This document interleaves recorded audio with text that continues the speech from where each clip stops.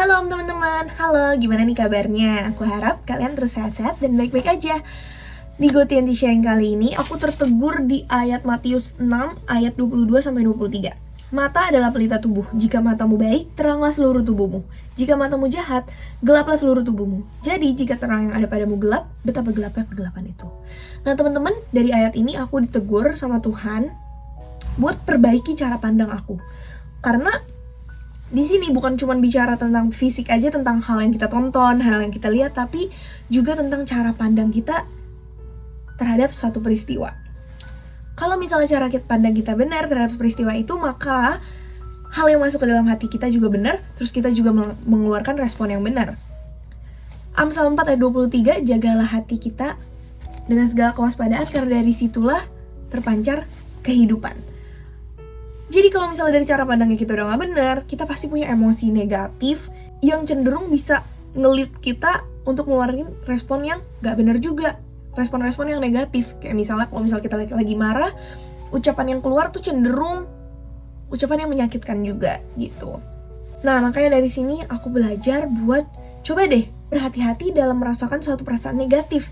Banyak banget hal-hal dalam hidup kita yang kita cenderung tuh kita ngeliat suatu peristiwa yang gak enak, terus kita langsung take it personally, kita langsung ambil ke dalam hati, terus habis itu kita jadi ngeluarin respon-respon yang ujung-ujungnya gak jadi berkat, yang tidak menjadi seperti Matius 5 ayat 16 bilang, demikianlah hendaknya terangmu bercahaya di depan orang, supaya mereka melihat perbuatanmu yang baik dan memuliakan Bapamu yang di surga.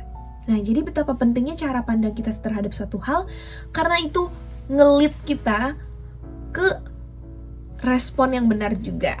Gitu teman-teman, ngerti ya sampai sini? Jadi intinya kalau misalnya kita punya peristiwa yang gak enak, terus kita mulai dikuasai sama emosi negatif, coba berhenti dulu sejenak, kita pikirin lagi, kita coba lihat dari cara pandang yang lain, inget-inget dulu deh identitas kita sebagai anak Tuhan, sebagai garam dan terang dunia. Oke, segitu aja sharing kali ini. Aku harap kita bisa sama-sama punya cara pandang yang benar, biar kita bisa punya respon yang benar, dan berujung kita juga memuliakan Bapa kita yang di surga. Ingat-ingat siapa identitas kita sesungguhnya. Kita adalah garam dan terang dunia. Jangan sampai kita ngeluarin hal-hal, kita punya respon yang gak sesuai sama kehendaknya Tuhan. Jadi pastiin kita punya cara pandang yang benar, respon yang benar, dan juga perbuatan kita memuliakan nama Tuhan. Oke, have a great day. God bless you.